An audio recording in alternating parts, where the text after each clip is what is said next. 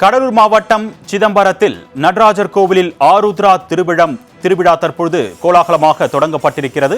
தொடர்பான அண்மை செய்தியை நாம் பார்த்துக் கொண்டிருக்கிறோம். இது குறித்த கூடுதல் விவரங்களை செய்தியாளர் நாகமுத்து வழங்க நாம் கேட்கலாம்.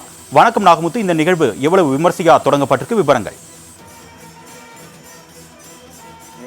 பஞ்சபூத ஸ்தலங்கள்ல ஆகாய ஸ்தலமாக விளங்கும் உலக புகழ்பெற்ற சிதம்பரம் நடராஜர் கோயில்ல ஆண்டுக்கு 2 திருவிழாக்கள் நடைபெறுவது வழக்கம். அந்த வகையில பாத்தீங்கன்னா மார்கழி மாதத்துல ஆருத்ரா தரிசனமும், ஆனி மாதத்துல ஆனி திருமஞ்சன திருவிழாவும் வெகு விமர்சையாக நடைபெறும். அதன்படி இந்த ஆண்டுக்கான இந்த மார்கழி மாத ஆருத்ரா தரிசன திருவிழா இன்று கொடியேற்றத்தோடு தொடங்கியது.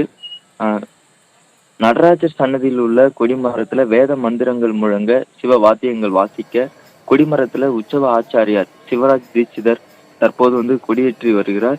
மேலும் பாத்தீங்கன்னா 10 நாட்கள் நடைபெறக்கூடிய இந்த விழாவில் 9 நாட்கள் பல்வேறு வாகனங்கள்ல வீதி உலாக்கள் நடைபெற உள்ளது. முக்கிய நிகழ்வான 12ஆம் தேதி தேரோட்டமானது நடைபெற உள்ளது. இதுல பாத்தீங்கன்னா பஞ்சமூர்த்திகள் இந்த மாட வீதிகளின் வழியாக வீதி விழா நடைபெறும். இதில் ஆயிரக்கணக்கான பக்தர்கள் பங்கேற்று சாமி தரிசனம் செய்வார்கள். அதே போல மறுநாள், அதாவது ஜனவரி 13ஆம் தேதி பிற்பகல் 2 மணிக்கு பாத்தீங்கன்னா ஆயிரங்கால் மண்டபத்திலிருந்து நடனம் ஆடியபடியே நடராஜரும் சிவகாம சுந்தரியும் மக்களுக்கு காட்சியளிப்பார்கள்.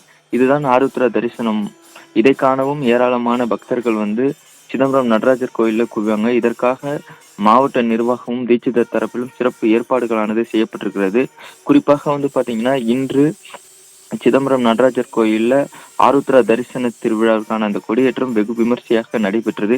பாதுகாப்பு பணிக்காக சிதம்பரம் உட்கோட்ட துணை காவல் கண்காணிப்பாளர் லாமிக் தலைமையில 100க்கும் மேற்பட்ட போலீசார் பாதுகாப்பு பணியில் ஈடுபட்டிருக்காங்க. அர்னேஷ்,